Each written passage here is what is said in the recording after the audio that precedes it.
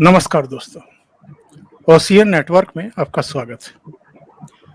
काम तो बहुत बड़ा कर दिया है नरेंद्र मोदी ने, और नरेंद्र मोदी की एक ये छवि भी बन ही गई है कि जो वो संकल्प लेते हैं या जो करना चाहते हैं, एक तो उसकी टाइमिंग वो अपने हिसाब से तय करते हैं और एक माहौल ऐसा बना देते हैं कि जो अतीत में उन चीजों का विरोध करते रहे हैं, और विरोध भी कैसा, बहुत आक्रामक, वो भी विरोध नहीं कर पाते हैं।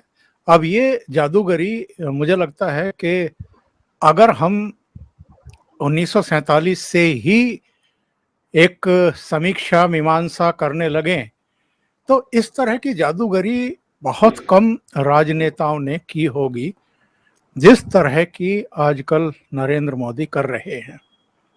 अलग अलग समय पर जब इनके फैसलों का हम आकलन करते हैं, जब देखते हैं और उनका जो समय देखते हैं, जो टाइम देखते हैं, वो कई बार लगता है कि किस तरह ये व्यक्ति ऐसा माहौल क्रिएट कर देता है कि जो इनके धुर विरोधी हैं वो भी चूं चपाट नहीं कर पाते हैं। अगर आप महिला आरक्षण बिल की ही लें तो आप जरा याद करिए, अभी जब चंद्रयान-3 चंद्रमा की सतह पर सॉफ्ट लैंडिंग किया था, उस समय प्रधानमंत्री दक्षिण अफ्रीका में थे, ब्रिक्स देशों के सम्मेलन में। वहां से उनकी 20-24 घंटे की यात्रा ग्रीस की थी और वहां से सीधे उनका विमान उतरा था बेंगलुरु में, और वो इसरो के वैज्ञानिकों से जाकर के मिले, उनकी हौसला अफजाई की, उनकी पीठ थपथपाई। इसके बाद आपको याद होगा, आप में से बहुत सारे लोगों को याद होगा, महिला वैज्ञानिकों से अलग से मिले थे और वो एक संकेत भी था, संदेश भी था, और उससे एक वातावरण पूरे देश में और पूरी पॉलिटिकल जमात में बना कि देखिए प्रधानमंत्री महिलाओं का कितना सम्मान करके चल रहे हैं। पिछले दिनों महिलाओं के नाम पर राजनीति भी तो बहुत हुई है। जंतर मंतर पर जो महिला पहलवान बैठी थी उनको लेकर के ब्रजभूषण के बहाने भारतीय जनता पार्टी और प्रधानमंत्री पर अटैक किए गए। फिर मणिपुर में जो एक शर्मनाक वारदात हुई थी 2 महिलाओं के साथ, उसको तो पूरा जो मानसून सत्र था उसको चौपट कर दिया, बर्बाद कर दिया इन लोगों ने। और बाद में जब अविश्वास प्रस्ताव पर बहस हुई तो उसमें भी बाकी कामकाज नहीं किया, नरेंद्र मोदी के कामकाज का आकलन नहीं किया, केवल मणिपुर पर ही ज्यादातर वो लोग बोले। तो उसका जवाब नरेंद्र मोदी ने अब दे दिया है, और जवाब भी ऐसा कि दोनों सदनों में ही कोई चूं चपाट नहीं, सब समर्थन कर रहे हैं। और अब हम इस बात का आकलन कर सकते हैं कि ये जो नरेंद्र मोदी ने मास्टर स्ट्रोक खेला है, ये कितना बड़ा अंतर करने वाला है एनडीए और ये जो इंडी अलायंस है इसके बीच में। अभी 5 राज्यों के चुनाव भी होने वाले हैं, इसके बाद लोकसभा का चुनाव भी है। भले ही इस लोकसभा चुनाव से महिलाओं को आरक्षण ना मिलने जा रहा हो, 2029 से मिलने जा रहा हो, लेकिन एक संदेश और संकेत तो चला गया है और उसका फायदा भारतीय जनता पार्टी को वोटिंग के समय देखने को मिल सकता है। मेरे साथ की फैक्ट के बहुत ही जाने माने विश्लेषक डॉक्टर अविनाश सिंह जुड़ रहे हैं। अविनाश जी को जोड़ करके इस चर्चा को आगे बढ़ाते हैं। अविनाश जी नमस्कार। बहुत नमस्कार सर, नमस्कार, प्रणाम। इस पूरे प्रकरण को आप कैसे व्याख्यायित करेंगे अविनाश जी, जो इस समय हम देख रहे हैं और जिस सुगढ़ता के साथ में नरेंद्र मोदी इसको करने में कामयाब हुए हैं। अभी तक 4 बार पहले भी पेश किया गया, देवगौड़ा के समय भी, अटल जी के समय भी, मनमोहन सिंह के समय भी। जो रायता बिखरा है सदनों के भीतर भी और सदनों के बाहर भी, वो भी हमने और आपने देखा है। लेकिन इस बार कोई चूं चपाट नहीं, लेकिन किंतु परंतु करते हैं, आरोप भी लगाते हैं, अवसरवादी भी बताते हैं, लेकिन हर एक को समर्थन करना पड़ा। ये जादूगरी कैसे हुई? सर देखिए, दो तीन चीजों से इसको समझने की कोशिश करते हैं। सबसे पहले तो देखिए, महिलाओं के अधिकार को लेकर के जब भी इस देश में बात छिड़ती है तो सबसे पहला विरोध जो है वो कांग्रेस की तरफ से होता रहा है। सर्वेक्षण 1974 में शुरू हुआ, 1974 में शुरू हुआ, सर्वेक्षण की रिपोर्ट आई। राजीव गांधी मतलब 400 प्लस के बहुमत से इस देश में प्रधानमंत्री थे, और लेकिन वो हिम्मत नहीं कर पाए इस बिल को पेश करने के लिए। मैं इस बात को इसलिए कह रहा हूं क्योंकि श्रीमती सोनिया गांधी ने कल क्या कहा था संसद में कि मेरे हमसफर या मेरे साथी के द्वारा उनका एक सपना था, उनका एक ख्वाब था। तो कांग्रेस के प्रधानमंत्रियों का भी जो ख्वाब है वो भाजपा के प्रधानमंत्री नरेंद्र मोदी पूरा कर रहे हैं, तो कांग्रेस को इससे खुश होना चाहिए। और उनका ख्वाब था तो ख्वाब ही क्यों रह गया, यह सबसे बड़ा सवाल है। क्योंकि मुझको लगता है कि पंडित नेहरू के बाद सबसे प्रचंड बहुमत के प्रधानमंत्री अगर थे तो वो राजीव गांधी थे। क्यों नहीं कर पाए, ये अपने आप में सवाल है, इस सवाल को लोग ढूंढेंगे। लेकिन सर, जब पहली बार इसको विधेयक के रूप में संसद में पेश किया गया 12 सितंबर 1996 को, तो संविधान का 81वां संशोधन था और अब 128वां संशोधन है। मतलब बीच में लगभग 50 संशोधन हो गए, लेकिन अगर कोई संशोधन नहीं हुआ तो यह संशोधन नहीं हुआ। और सोचिए, महिला ऑलमोस्ट 50% रिप्रेजेंटेशन है इस देश में। 50% रिप्रेजेंटेशन वाले लोगों का आप न लोकसभा में रिप्रेजेंटेशन करते हैं और न ही राज्यसभा में रिप्रेजेंटेशन करते हैं, न विधानसभा में, न कहीं पे भी। अब धीरे धीरे बढ़ना शुरू हुआ। कब? अगर आप देखेंगे लोकसभा में महिलाओं का प्रतिशत तो अटल बिहारी वाजपेयी की 99 की सरकार के बाद धीरे धीरे बढ़ते मतलब 47 से 48 से 80 के आसपास पहुंच गया।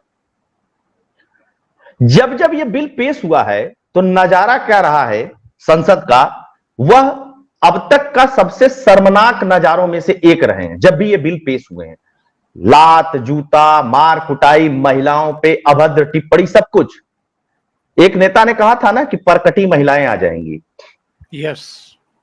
सदन के अंदर। अच्छा, एक नेता ने यह भी कहा था कि आप महिलाओं को सर पे बैठा रहे हैं। आपने यह भी देखा था कि सोनिया गांधी ने कॉलर पकड़ करके एक एससी बिरादरी के सांसद को पीटा था जो समाजवादी पार्टी का था। ये देखा है, सब कुछ देखा। आप तो बहुत लंबे समय से पत्रकारिता करते रहे हैं। ये क्यों हुआ? ये सारी चीजें क्यों हुई? क्योंकि जो नेता अपना घरोंधा बना रखे थे, अपने अपने क्षेत्र में अपना अपना वर्चस्व बना रखे थे, उनको लगा कि अगर महिलाएं आ जाएंगी तो हमारा वर्चस्व खत्म हो जाएगा। लेकिन अब बात अगर लोग करेंगे तो महिला सशक्तिकरण की बात वामपंथी भी करते हैं, महिला सशक्तिकरण की बात कांग्रेस भी करती है, खूब अंग्रेजी हिंदी में बातें होती हैं। लेकिन महिला सशक्तिकरण को लेकर के इन लोगों ने कभी कोई काम ही नहीं किया, कभी नहीं काम किया। अगर काम किया होता तो यह स्थिति नहीं होती।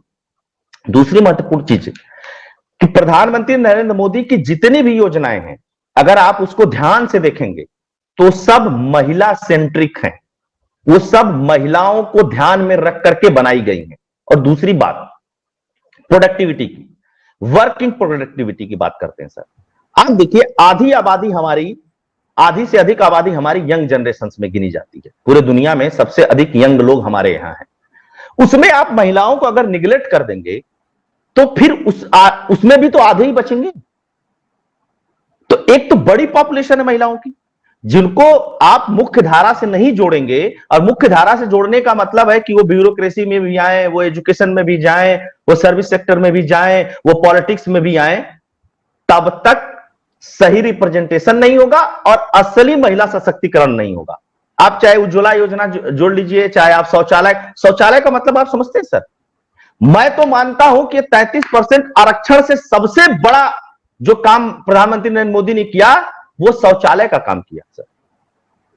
उससे महिलाओं को परेशानी होती थी। उससे भी बड़ा काम किया, जिसे आपने कहा कि स्कूल चलो सर, शिक्षा अभियान तो आपने चला दिया। लोग अपने घर की बच्चियों को इसलिए स्कूल नहीं भेजते थे कि उन स्कूलों में टॉयलेट्स नहीं होते थे सर। प्रधानमंत्री नरेंद्र मोदी ने सुनिश्चित किया कि जितने भी प्राइमरी और जूनियर हाई स्कूल हैं, इंटर कॉलेज हैं, सब में शौचालय मैंडेटरी है। जब वो मैंडेटरी हुआ तो लड़कियां जाने लगी, वो भी महिला सेंट्रिक था। घर बनाने की बात आई गरीबों को, पुरुषों के खाते में पैसा गया, पुरुष उसका उल जलूल प्रयोग करने लगे। महिलाओं के खाते में पैसा भेजा प्रधानमंत्री ने, महिलाओं ने खड़े होकर के अपना घर बनवाया।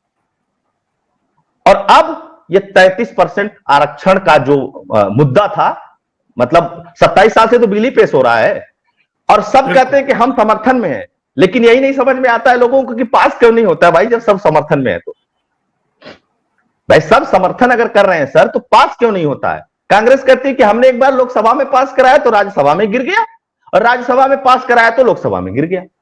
कैसे? उन्होंने कहा ना, राजीव गांधी ने पेश किया था, 7 वोट से राज्यसभा में गिर गया। अरे भैया, गांव से लेकर के दिल्ली तक तो आपकी सरकार थी, कैसे गिर गया?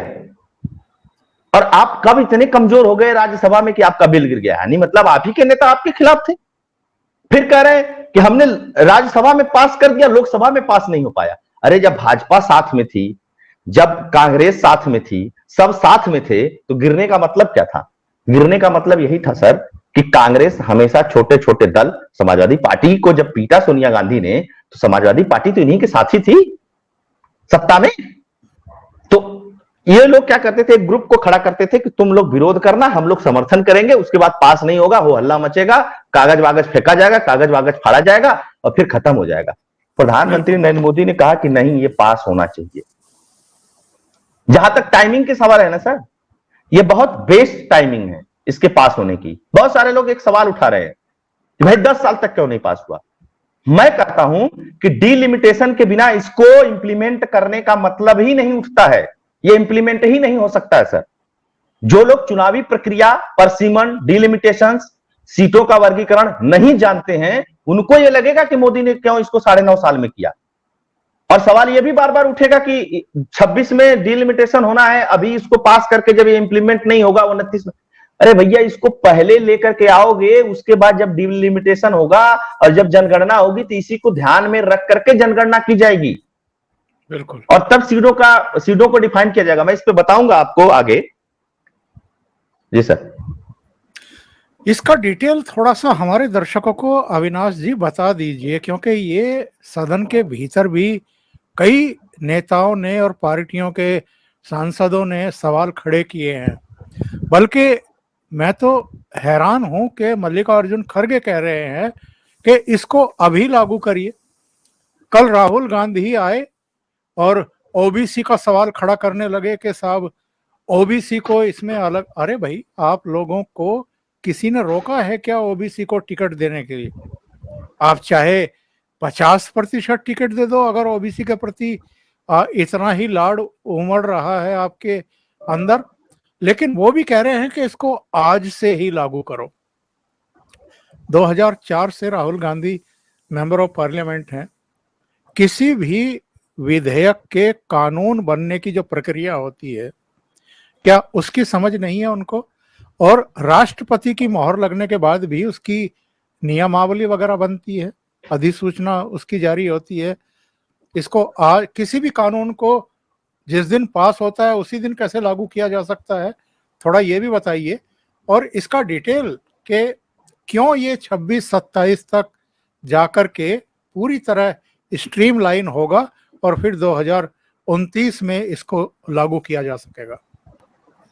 सर 1976 से आपको पता है कि लोकसभा, विधानसभा या कोई भी क्षेत्र के बढ़ाव घटाव पे रोक लगी हुई है, खासकर लोकसभा के। 2026 में डीलिमिटेशन होना है। डीलिमिटेशन हो क्यों रहा है, यह सबसे बड़ा सवाल है। यह हो पहले जाना चाहिए था। आपको मैं बता दूं सर, सबसे छोटी लोकसभा जो है वो लक्षद्वीप की लोकसभा है, लगभग 50,000 मतदाता है।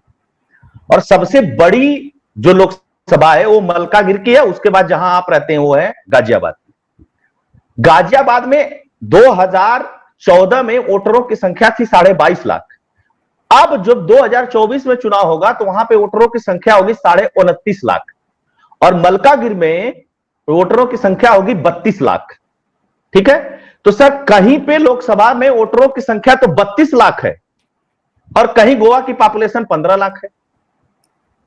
रिप्रेजेंटेशन कैसे करेगा एक नेता? उसको फंड उतना ही मिलना है, उसको टीएडीए उतना ही मिलना है, उसके वोटिंग का वैल्यू उतना ही है, सदन में वोटिंग का वैल्यू उतना ही है। लेकिन एक लोकसभा के मेंबर को 50,000 लोगों को कैरी करना है और एक लोकसभा के मेंबर को 32 लाख लोगों को कैरी करना है। How it is possible? यह कैसे संभव है? इसलिए डिलिमिटेशन जरूरी है। अब दूसरी बात मैं बताता हूं सर, कि क्या आधार बनाएंगे कि किस सीट को महिला सीट रखा जाए। मैं टेक्निकल बात बता रहा हूं सर, भावनात्मक रूप से तो कोई कुछ भी कर सकता है। कोई आधार बनाएंगे आप, जैसे एससी एसटी की जो सीटें आरक्षित हैं वो इस आधार पे आरक्षित हैं कि उनकी पॉपुलेशन उन पर्टिकुलर लोकसभा में उस समय, जिस समय का आधार बनाया गया था, आधार वर्ष लिया गया था, उस समय ज्यादा थी। इस आधार पे एससी एसटी सीटों का आवंटन हुआ था। अब सर बिना जनसंख्या के आप आवंटित कर दीजिए सीट को, कैसे करेंगे? रैंडम कर लेंगे, पर्ची निकाल लेंगे। अब मान लीजिए पर्ची निकल गया कि वाराणसी की जो सीट है वो महिला सीट होगी, लखनऊ की सीट महिला सीट होगी, अमेठी महिला सीट होगी, वायनाड महिला सीट होगी। जहां से बड़े बड़े धुरंधर लड़ते हैं ना, इन्हीं से, इनकी खुद की मल्लिकार्जुन खड़गे जहां से लड़ते हैं चुनाव, वो भी सीट महिला होगी। तो कल जानते हैं क्या ब्लेम होगा? नरेंद्र मोदी चुनाव आयोग से मिल करके जानबूझ करके मेरी सीट को महिला कराया, क्योंकि वो विपक्ष को संसद में नहीं देखना चाहते। ये होता फिर, और ये मामला जाता सुप्रीम कोर्ट। पहले चुनाव आयोग जाता, चुनाव आयोग पे आरोप लगता है कि देखिए चुनाव आयोग में मोदी ने इसीलिए चुनाव आयोग का नियम बदला था क्योंकि मोदी चाहते थे कि जहां जहां पे बड़े बड़े नेता चुनाव लड़ते हैं वो सीट महिला सीट कर दो। अच्छा, राहुल गांधी के साथ प्रॉब्लम है कि उनके पास पत्नी नहीं है कि वो लड़ा लें, और मोदी जी के भी पास प्रॉब्लम है कि उनके पास भी पत्नी नहीं है कि वो भी लड़ा लें। दोनों लोग राजनीतिक में तो है ही नहीं। तो एक प्रॉब्लम तो ये लोगों के सामने खड़ी हो जाती। दूसरी चीज, जब सुप्रीम कोर्ट में मामला जाता है तो सुप्रीम कोर्ट चुनाव आयोग से एक सवाल पूछता, आपने किस आधार पे इस सीट को महिला सीट बनाया, और चुनाव आयोग के पास कोई जवाब नहीं होता। पहली चीज सर। दूसरी चीज, इस कानून में 3 पंचवर्षीय मतलब 15 साल तक के लिए सीटों को फिक्स किया जाना है। अब मान लीजिए कि गाजियाबाद को ही एग्जाम्पल मान लेते हैं कि वहां 30 लाख वोट है, हर 10 लाख पे एक लोकसभा बनेगी, मान लीजिए फॉर एग्जाम्पल, तो वहां बन जाएगी गाजियाबाद सीट 3। हो सकता है कि गाजियाबाद शहर बना दें, एक साहिबाबाद बना दें, एक ग्रामीण बना दें। ठीक, 3 सीट बना दिया, और पहली बार उन तीनों सीटों का रिप्रेजेंटेशन एक महिला कर रही थी। अगली बार 2029 में उन तीनों सीटों का रिप्रेजेंटेशन अलग अलग लोग कर रहे थे। तो जो पहला फार्मूला है कि रिप्रेजेंटेशन किसी भी लोकसभा में, परसीमन और रिप्रेजेंटेशन दोनों चीजें हैं सर यहां पे, वह 15 साल तक नहीं बदलेगा।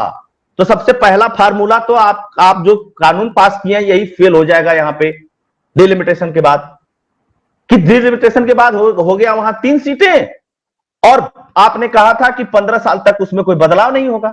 तो दोनों क्लैश करेंगे आपस में। फिर सुप्रीम कोर्ट आपको बैठ करके और जितने भी वहां पे वकील लोग रहेंगे उन लोगों से पूछेगा, सरकार के भी और चुनाव आयोग के भी, कि भाई ये बताओ, जब तुम्हारा कानून कहता है कि 15 साल तक कोई चेंजेस नहीं होगा, तो ये बताओ तुमने चेंज कैसे कर दिया?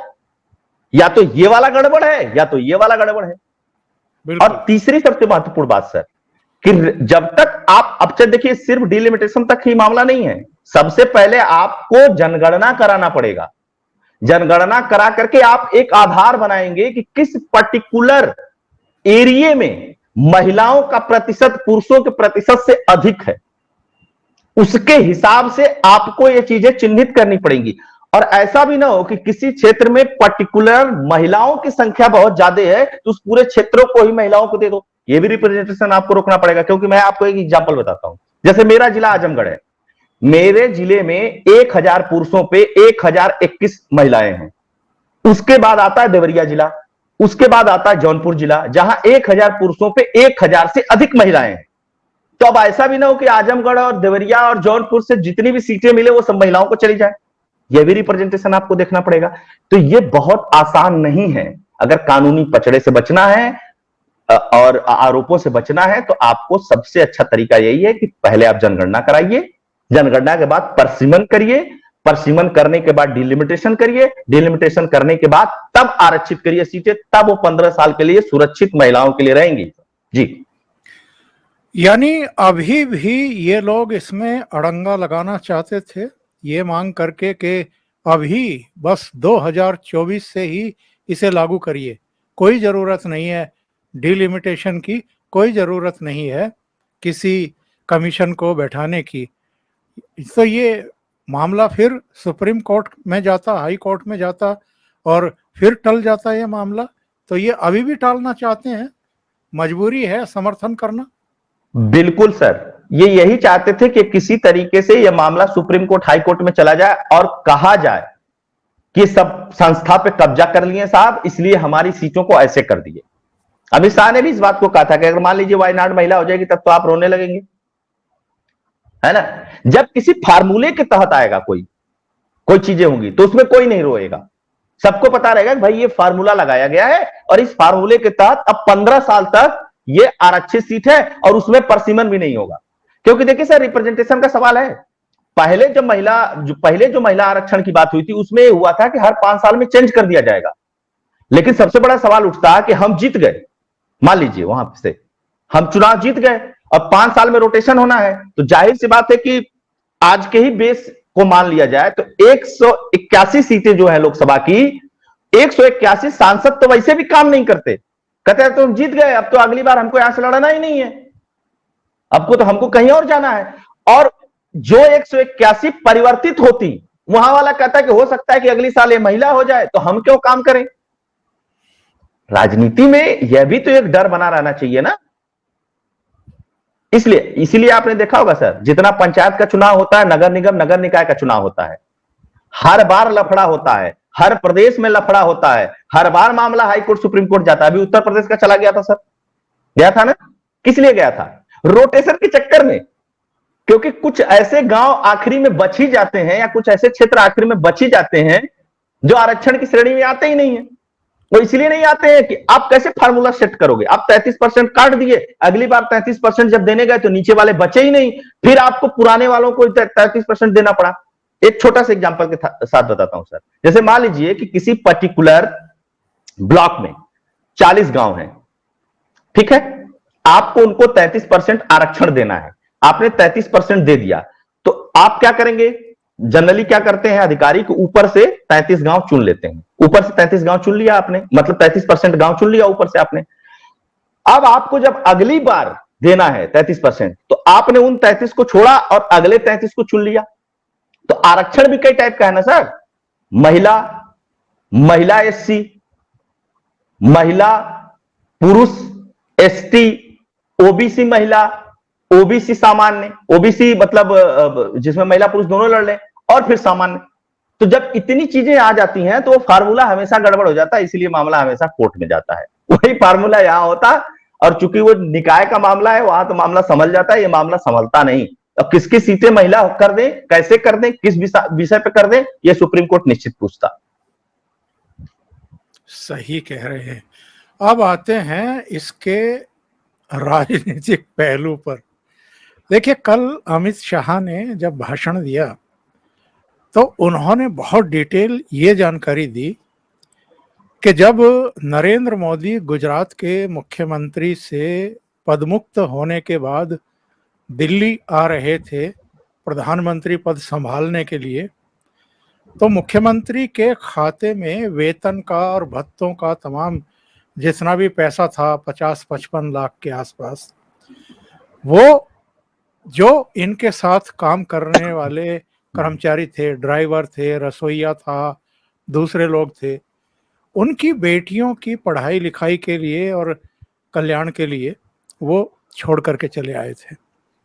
इसके अलावा उन्होंने ये भी बताया कि अब तक नरेंद्र मोदी सरकार ने महिलाओं के सशक्तिकरण के लिए क्या क्या काम किए हैं।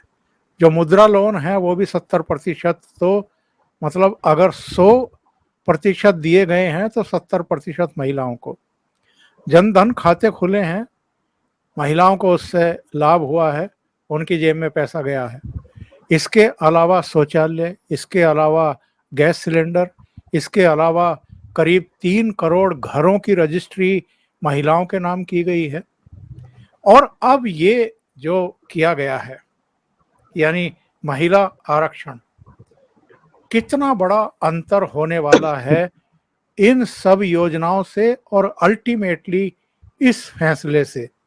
ये जो 27-28 दल इकट्ठा हो रहे हैं और जो एनडीए है यानी नरेंद्र मोदी के नेतृत्व वाला, बीजेपी के नेतृत्व वाला, इनके बीच में कितना बड़ा अंतर आप समझ रहे हैं।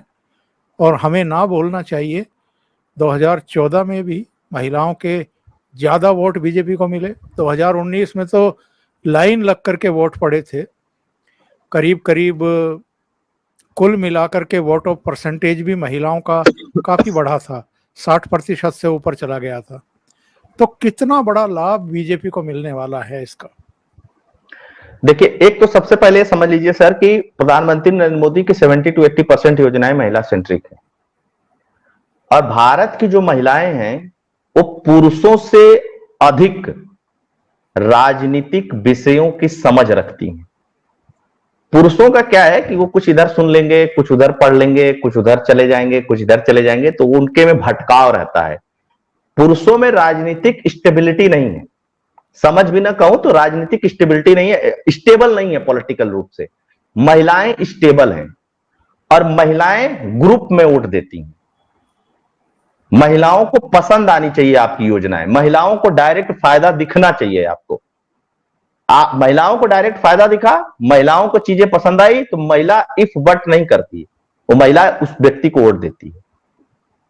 और इस बात को प्रधानमंत्री नरेंद्र मोदी भली भांति जानते हैं, अच्छे से जानते हैं। और महिलाओं की प्रॉब्लम की स्टडी भी प्रधानमंत्री नरेंद्र मोदी की बहुत अच्छी है। जब इस देश का प्रधानमंत्री लाल किले से खड़े होकर के देश के आजादी के 65 साल बाद यह कहता है कि हमें अपनी माताओं बहनों के लिए शौचालय बनवाना है, यह पूरे भारत में नहीं पूरे विश्व में कोई सोच नहीं सकता है कि 15 अगस्त के दिन कोई यह बात कहेगा। क्योंकि वो जानते थे कि पुरुष तो कहीं चला जाता है, पुरुष के साथ तो कोई समस्या नहीं है, लेकिन ग्रामीण क्षेत्रों में महिलाओं के साथ बहुत बड़ी समस्या है। और इसका इफेक्ट 3 जगह पड़ता है सर। उनके हेल्थ पे सबसे पहला, उनका मानसिक और उनका जो अपब्रिंगिंग होनी है सोशल रूप में, सामाजिक रूप में, अन्य सारी चीज के रूप में, चेतना के रूप में, वहां तीनों जगह उस पहलू को छुआ। उस पहलू को जब प्रधानमंत्री नरेंद्र मोदी ने छुआ और घर घर शौचालय बनवाने का जब एक प्रतिज्ञा ली तो वो महिलाओं को डायरेक्ट बेनिफिट था। महिलाओं ने कहा कि नहीं ये ठीक प्रधानमंत्री है। दूसरी प्रॉब्लम क्या थी महिलाओं के साथ? खाना लकड़ी पे बनता था सर, धुआं लगता था, आंख में प्रॉब्लम होती थी, घर में बच्चों में प्रॉब्लम होती थी, बहुत सारी दिक्कतें थी उससे। पॉल्यूशन भी बढ़ता था, पेड़ भी कटते थे। प्रधानमंत्री ने क्या किया कि एलिट वर्ग का है गैस सिलेंडर चूल्हा, बड़े अमीर लोगों का ख्वाब है, सबको दो। उन्होंने घर घर गैस चूल्हा पहुंचाया, घर घर सिलेंडर पहुंचाया। जब पहुंचाया तो फिर वो महिलाओं के डायरेक्ट बेनिफिट का काम था। तीसरा काम क्या था? घर एग्जैक्टली जो होता है सर वो महिला से जोड़ करके देखा जाता है। पुरुष तो कहीं खाट डाल लेगा, कहीं सो लेता है, कहीं उठ लेता है, कहीं बैठ लेता है। महिलाओं के साथ समस्या है। भारत जैसे देश में पुरुषों के खाते में पैसा डालने की बात आई, पुरुष क्या करता है सर आपको पता ही है, पैसा उड़ा देता है, जुआ खेल जाता है, शराब पी जाता है, क्योंकि जिसको पैसा मिलने वाला है वो वर्ग ऐसा ही है, उसको ऐसा लगता है ठीक है सरकारी पैसा आया उड़ा लो। महिलाओं के खाते में प्रधानमंत्री ने उन पैसे को भेजना शुरू किया। महिलाओं के खाते में जब पैसा भेजना शुरू किया तो महिला मुखिया की तरह खड़े होकर के अपने घर को बनवाई, वो पैसे को बर्बाद नहीं करने दिया। इसीलिए आप अपने गांव जाइए, चाहे जो भी व्यक्ति इसको सुन रहा वो अपने ग्रामीण क्षेत्रों में जाए, अपने गांव जाए और देखे कि वहां घर बने हैं कि नहीं बने, वो दिखने लगा। तीसरी प्रॉब्लम थी गांव में सर आबादी की जमीन की। आबादी की जमीन किसी के नाम होती नहीं थी। दुनिया भारत में सबसे ज्यादा डिस्प्यूट उसी के हैं, कब्जे की जमीन होती थी, और सब जो गांव से बिलोंग करते होंगे जानते होंगे। उन्होंने क्या किया कि उसका सर्वेक्षण करवा करके और उसकी रजिस्ट्री महिलाओं के नाम शुरू करी। साथ के साथ जो उन्होंने 55 कड़ी जमीन, लगभग 1.25 बिस्वा के आसपास की जमीन आवासीय पट्टा के लिए आवंटित करने की बात की, उसमें उन्होंने कहा पुरुषों के नाम मत करना, महिलाओं के नाम करो। महिलाओं के नाम आवंटित हुआ वो, तो महिलाओं को लगा कि चलो हमारे नाम से भी यहां कुछ है, नहीं तो महिलाओं के नाम से तो खाता तक नहीं होता था। यह भी तो सच्चाई है अपने देश की, इसको स्वीकार करना चाहिए, हम लोगों को सबको स्वीकार करना चाहिए। ये खाता तक लोग नहीं खुलवाते थे महिलाओं के नाम से। जगह जमीन गाड़ी घोड़ा तो बात ही छोड़ दीजिए, मैं कुछ एलिट वर्ग की बात नहीं कर रहा हूं, लेकिन मैक्सिमम यह था। वो अभी प्रधानमंत्री नरेंद्र मोदी ने अपने तौर तरीकों से किया, अपने अपने उस पर किया। जॉब कार्ड, मनरेगा में जॉब कार्ड को लेकर के भी प्रधानमंत्री ने कहा कि जॉब कार्ड में कम से कम 30% से अधिक महिलाएं होनी ही चाहिए। वो अभी वहां पे भी समायोजन हुआ। तो ये सब मिला करके सर वो काम उन्होंने महिलाओं के लिए किया। इसलिए महिलाएं प्रधानमंत्री नरेंद्र मोदी को वोट देती हैं। आप किसी को अच्छा लगे या बुरा लगे, देती हैं। और हमें यह भी नहीं भूलना चाहिए, जनवरी 2024 में तो भगवान राम के मंदिर के कपाट भी भक्तों के लिए खुलने वाले हैं। और इस देश में तुलसी से लेकर के और शिवालयों में जलाभिषेक करने वाली भी अधिकांश से महिलाएं ही होती हैं। तो महिला, मुझे तो एक सीन याद आ रहा है अविनाश जी, जब इसके लिए मंदिर के निर्माण के लिए चंदा जुटाया जा रहा था, तो एक बहुत गरीब महिला का एक वीडियो वायरल हुआ था और तमाम अभावों से ग्रस्त, और उसके पहनावे से भी लग रहा था कि वो बहुत गरीब है। जब वहां से लोग गुजर रहे थे तो उसने रोका, उनसे पूछा और फिर अपने घर के भीतर गई और कहीं से कोई छोटी सी कुल्हड़ थी या कोई बर्तन था, क्या था, उसमें कुछ पोटलियां थी। एक एक करके सारी पोटलियां खोली उन्होंने और खोल करके किसी 6ठी 7वीं पोटली में जाकर के कोई 10 का नोट निकला और वो 10 का नोट उन्होंने भगवान राम मंदिर के निर्माण के लिए दान किया। उन्होंने जब पर्ची काट करके दी तो उस महिला ने उसे ऐसे माथे पर लगा करके मतलब प्रदर्शन किया कि जैसे भगवान राम के चरणों को उन्होंने छू लिया हो एक तरीके से। ये जो भावनाएं हैं, मुझे लगता है कि बहुत बड़ा अंतर तो ये भगवान राम के मंदिर के कपाट खोलने के बाद वैसे ही हो जाएगा। बिल्कुल, इसमें कोई शक नहीं है। देखिए सर, राम भारत की भावनाओं में है, राम भारत के कण-कण में है और राम से बड़ा राम का नाम कहा जाता है हमारे देश में। और हम लोग पूर्वांचल में कहते हैं कि राम बड़ा कि राम का नाम बड़ा, तो उसका रिफ्लेक्शंस भी दिखेगा लोगों को, क्योंकि 370 हो, चाहे राम मंदिर का मुद्दा हो, चाहे महिलाओं से जुड़ी योजनाएं हो, ये सब स्ट्रांग पॉइंट है इस प्रधानमंत्री के। और ये इतने स्ट्रांग पॉइंट हैं कि यहां पे आप बहुत पॉलिटिक्स नहीं कर सकते हो। यहां बहुत सीधा सपाट मामला है।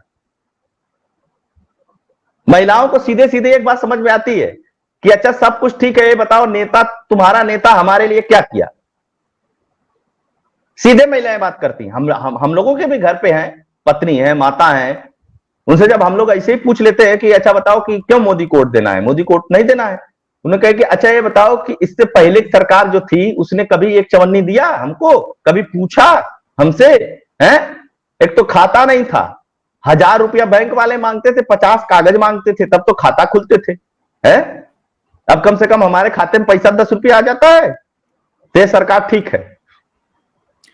और ये जवाब होता है उनका।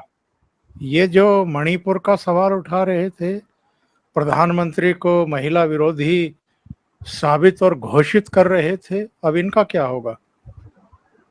देखिए, ये दरअसल ये लोग मुद्दा ही सही पिक नहीं कर पाते हैं।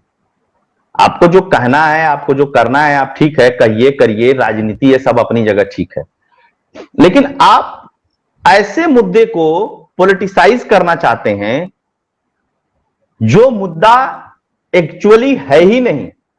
मणिपुर का मुद्दा देशव्यापी नहीं है। निश्चित तौर पे ये एक शर्मनाक घटना थी और निश्चित तौर पे किसी भी राज्य में होगी तो उस राज्य के मुख्यमंत्री को उसकी जिम्मेदारी लेनी चाहिए, अन्य लोगों को जिम्मेदारी लेनी चाहिए। जिम्मेदारी लेने का क्या मतलब होता है? उसकी जांच करें, पकड़े जाएं लोग, जेल जाएं लोग, सजा हो। लेकिन यहां राजनीति में जिम्मेदारी का मतलब क्या होता है कि इस्तीफा दे दें और कह दें कि राहुल गांधी जी आइए मणिपुर में, आप मुख्यमंत्री बन जाइए। लेकिन ये लोग ये भूल जाते हैं कि बंगाल में क्या हुआ, लोग उस पर भी तो सवाल पूछेंगे। छत्तीसगढ़ तो राजस्थान में हाल में क्या हुआ? राजस्थान में, यस। अच्छा बताइए, राजस्थान और मणिपुर की सिचुएशन एकदम डिफरेंट है सर। राजस्थान तो बहुत सामान्य है, वहां पे तो कोई इस तरीके की प्रॉब्लम है नहीं, वर्ग संघर्ष नहीं है, कोई नया कोई सुप्रीम कोर्ट या हाई कोर्ट का कोई आदेश नहीं आ गया, कोई आरक्षण की बात नहीं थी, कोई ऐसी व्यवस्था नहीं थी। वहां पे आपके राज्य में हुआ, आपने क्या एक्शन लिया? ऐसा नहीं होता कि सर केवल मुद्दा उठा देने भर से या उसको हाईलाइट कर देने भर से ही सारा काम हो जाता है। जो जुडिशियल चीजें फिर सुप्रीम कोर्ट ने अपने अंडर में ले लिया। अब सुप्रीम कोर्ट से पूछिए कि सुप्रीम कोर्ट क्या कर रहा है उसमें। तो उसको मुद्दा बनाने की लोग कोशिश की, वो मुद्दा नहीं बना। निश्चित तौर पे वो एक शर्मनाक घटना थी, इसमें कोई दो राय नहीं। अविनाश जी, बहुत बहुत धन्यवाद, आपने इतना समय निकाला ओशियन नेटवर्क के लिए और बहुत ही महत्वपूर्ण मुद्दे पर और उसके कई पहलुओं पर प्रकाश डाला। Thank you so much. नमस्कार। नमस्कार।